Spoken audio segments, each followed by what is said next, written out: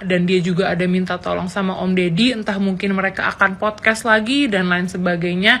Tapi yang pasti tersangka untuk sekarang ini masih ya Om Syahrul. Hola netizen yang tercinta, Lucinta Luna kembali membuka kasus narkoboy yang pernah menjeratnya beberapa tahun lalu. Secara mengejutkan, Lucinta Luna menyeret nama Isa Zega yang disebut-sebut menjadi dalang di balik penangkapannya. Merasa menjadi korban, Lucinta Luna meminta bantuan Deddy Corbuzier untuk mengundangnya ke podcast. Dia ingin menjelaskan bahwa selama ini dirinya tidak bersalah. Lucinta Luna menagih janji kepada Deddy Corbuzier. Kini setelah memiliki bukti-bukti, Lucinta Luna ingin menunjukkannya kepada publik melalui podcast. Lucinta Luna juga ingin memberitahukan kepada masyarakat jika selama ini dia hanya sebagai korban dan tidak pernah terbukti sebagai pemilik barang haram tersebut. Dia juga ingin meminta keadilan karena selama ini menjadi korban salah tangkap atas kasus yang tidak pernah diperbuatnya. Isa Zega diduga menjadi dalang di balik penangkapan Lucinta Luna atas kasus narkoboy beberapa tahun lalu. Isa Zega diduga telah menjebak Lucinta Luna dengan barang bukti narkotika. Pada Februari 2020 lalu, Lucinta Luna bersama beberapa orang temannya ditangkap di apartemen kawasan Kebon Sirih, Jakarta Pusat. Dalam penangkapan itu, polisi berhasil mengamankan barang bukti berupa ekstasi di tempat sampah apartemen Lucinta Luna. Dari kasus penyalahgunaan obat terlarang itu, Lucinta Luna dipidana selama 1 tahun 6 bulan dan denda sebesar 10 juta rupiah. Nah, gimana nih menurut netizen yang terhormat? Silahkan berkomentar ya.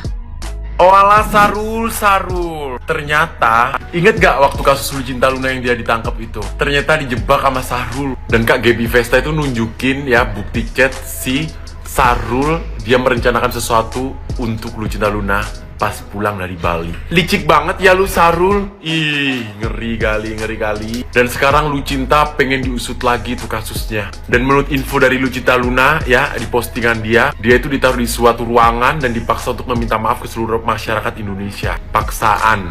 Wow.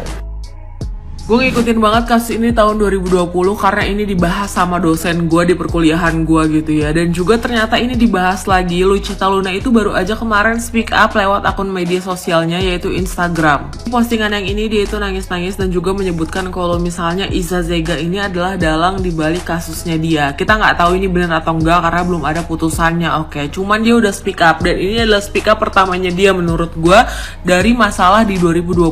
Gue gak akan menyalahkan siapapun gitu ya. Gue juga nggak bisa langsung percaya kalau misalnya dalang dibaliknya itu ada Isa Zega. Cuman satu hal yang pengen gue ingetin kepada kita semua adalah kita nggak boleh percaya 100% terhadap orang-orang di dekat kita. Apalagi mereka yang punya akses terhadap kehidupan kita, terhadap rumah kita dan segala macamnya gitu loh. Karena siapapun ternyata bisa gitu bermain di belakang kita dan juga membuat kita itu jadi kehilangan segala hal. Jujur baca captionnya Lucinta Luna dan juga ngeliatin video dia yang nangis itu gitu ya, gue tuh kayak kerasa banget gimana sih rasanya dihianatin, karena gue sendiri juga pernah dihianatin tahun 2021 sama orang yang udah gue kenal belasan tahun. Satu hari satu pelajaran hidup gitu ya, kalau misalnya nggak semua orang yang kita bisa percaya itu ternyata bahagia dengan pencapaian kita. Jadi kita juga harus hati-hati terhadap lingkungan kita. By the way netizen, gimana tanggapan kalian? Silahkan tulis pendapat kalian di kolom komentar. Segitu aja dari gue.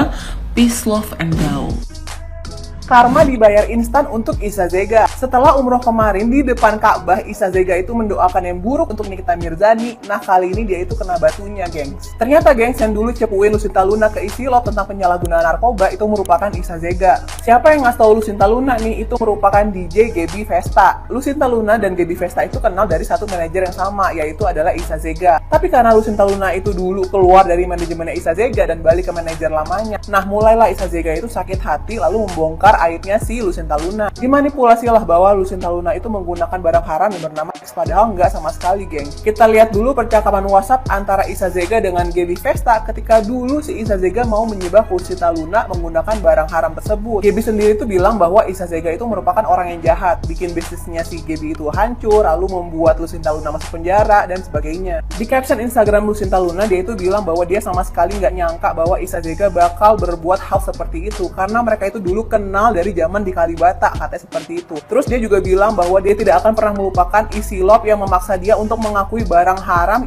tersebut, padahal nggak sama sekali dia menggunakannya, gengs. Dan di akhir captionnya dia juga bilang bahwa dia itu memaafkan si Issa Zega, tapi proses hukum tetap berjalan. Semoga Issa Zega jika terbukti memang benar melakukan hal tersebut terhadap Lucinta Luna agar segera ditangkap dan dipenjara, supaya dia itu mendapatkan efek jera.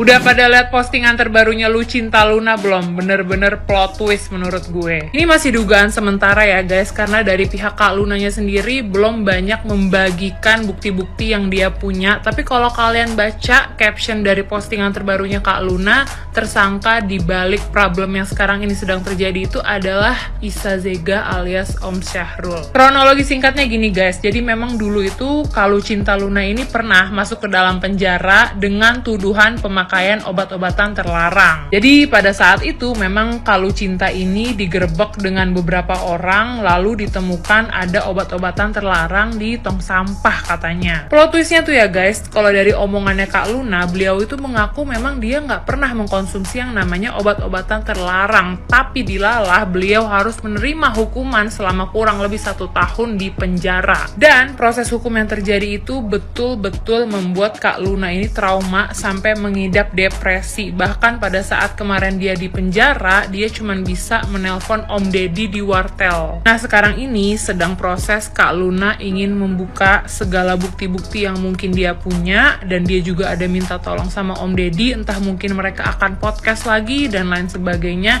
Tapi yang pasti tersangka untuk sekarang ini masih ya Om Syahrul. Tapi kalau menurut gue ya, kalau emang ini ternyata fakta beneran yang dikatakan Kak Lucinta, Om Syahrul nih udah kena pasal berlapis loh. Makanya Om, kata gue pulang aja dulu. Kita semua nungguin loh. Ditunggu ya Om kehadirannya di Jakarta.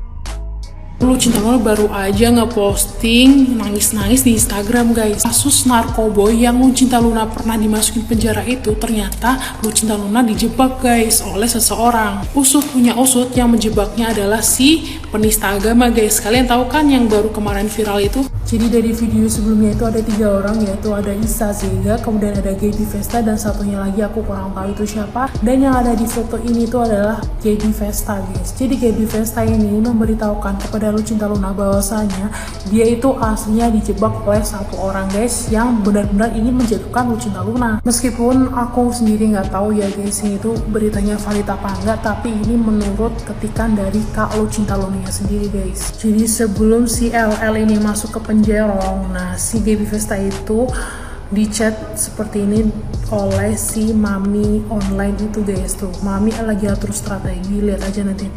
Seniat itu untuk menjatuhin si LL, dan dia juga nyuruh seseorang ini untuk, ini siapa ya, dikasih duit gitu katanya, dikasih duta katanya, terus suruh beli sebuah itu ya, beli itunya, terus dimasukin ke tempat sampahnya si LL ini di apartemennya dia atau di rumahnya dia. Sumpah sih, kalau ini tuh memang bener niat banget guys, perbuatannya tuh bener-bener licik. Di postingan Kak Luna ini juga menjelaskan bahwasanya ada video yang menjelaskan bahwa si Gaby Vesta itu berbicara si Mami online ini bener-bener udah niat banget untuk ngejatuhin LL. Kemudian setelah ngejatuhin LL, dia juga udah ngejatuhin si Gaby Vestanya sendiri yang diajak kompromi buat ngejatuhin LL. Terus saat ini si Mami online ini sedang mengincar si Nikita Mirzani guys. Meskipun kita tidak tahu ya berita ini valid apa enggak, benar atau enggak, tapi ini menurut pengakuan dari si Gaby Vestanya sendiri yang membongkar kejahatan si Mami online ini kepada Lucinta Luna, dan Lucinta Luna benar-benar shock sampai dia punya penyakit jiwa, mental health-nya terganggu dan segala macam. Semoga Kak Luna cepat sehat dan cepat berdamai dengan masa lalu, dan semoga Kak Luna rezekinya makin deras, dikelilingi orang-orang baik, dan karirnya makin bagus. Semoga Kak Luna juga dilindungi oleh Allah Subhanahu wa Ta'ala. Pelajarannya bisa kita ambil dari kasusnya Kak Lucinta Luna ini ialah kita harus percaya kepada Allah Subhanahu wa Ta'ala 100%, dan untuk manusia kita nggak boleh percaya 100%. Nggak boleh ya guys, nggak boleh sama sekali.